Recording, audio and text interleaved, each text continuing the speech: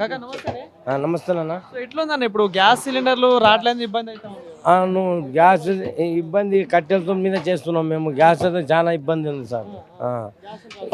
Gas వస్తలేవు వస్తలేవు కూడా మేము కట్టెల మీద చేస్తున్నాము. చాలా ఇబ్బంది పడుతున్నాము. ఇక్కడ పొయ్యిలు, ఇవి నడమ పట్టీలు, అక్కడ పొయ్యిలు, అక్కడ మొత్తం ఇది అయిపోయింది. మాకు చాలా ఇబ్బంది అయిపోతుంది. ఇప్పుడు ఎండాకాలం ఇది, ఇప్పుడు ఈ ఎండతో ఉడికిపోతున్నాము. పొగ, ఈ ఎండ ఉడికిపోతున్నాము. ఈ రేకుల చెట్టులు ఏం చేయాలి ఎక్కడ అర్థమవుతుంది మాకు. ఇక్కడ ఏమంటారు మీ ఓనర్, ఏమంటారు మరి చెప్పాలి, ఇట్లా ఇబ్బంది అవుతుంది ఓనర్ అని చెప్తాలే. ఆయన చేసే ఆయాసం ఆయన కూడా చేస్తున్నాడు.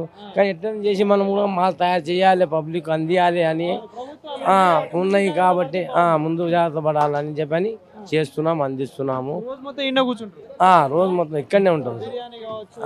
బిర్యానీ, హలీము అంతా మొత్తం ఇక్కడనే తయారు చేస్తాం. గ్యాస్ మీద వండినప్పుడు ఎట్లుండే, ఇప్పుడు ఎట్లుంది? మేము గ్యాస్ మీద బిర్యానీ చేస్తాం సార్. హలీం అయితే కట్టెల పొయ్యి మీద చేస్తాం. 30 ఏళ్ళు అవుతుంది. కట్టెల మీద మొత్తం కట్టెల మీద చేస్తాం సార్. ఇది దొరకడం లేదు, అది మొత్తం కట్టెల మీద నడుస్తుంది మొత్తం బిర్యానీ. ఇప్పుడు హోటల్ అంటే ఓకే, ఇప్పుడు ఇంట్లో కూడా ఇబ్బంది అవుతుంది. ఇంట్లో కూడా చాలా ఇబ్బంది అవుతుంది సార్.